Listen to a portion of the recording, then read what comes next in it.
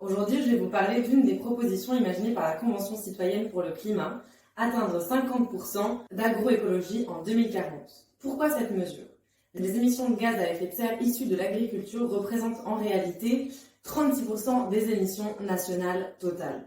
Donc, en fait, rendre l'agriculture plus durable est un levier essentiel, notamment pour réduire les émissions de gaz à effet de serre, conformément aux accords de Paris, et d'améliorer les conditions de vie et de travail pour les agriculteurs, et enfin, rendre de meilleure qualité l'alimentation pour les consommateurs.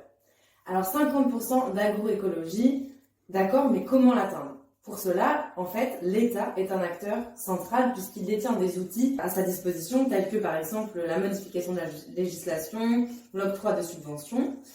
Et en fait, concrètement, a été imaginée via cette Convention citoyenne pour le climat une modification législative, c'est-à-dire la légalisation de la vente de graines anciennes et paysannes. En fait, avant cette loi, il existait de nombreuses mesures limitatives, comme par exemple, un maraîcher qui cultivait ses propres fruits et légumes ne pouvait pas commercialiser des semences issues de sa propre production. Seules les semences qui étaient strictement répertoriées et inscrites dans un catalogue officiel étaient autorisées à la vente. Donc ce moyen législatif permettrait de lever un frein qui était immense jusqu'à présent à la construction d'exploitations agroécologiques. Et bien sûr, il ne faut pas oublier, c'est ce que rappellent les citoyens de la Convention, que cette mesure prévoit l'interdiction des graines génétiquement modifiées d'ici 2025. Et je terminerai par cette petite citation qui contrôle la semence, contrôle les peuples.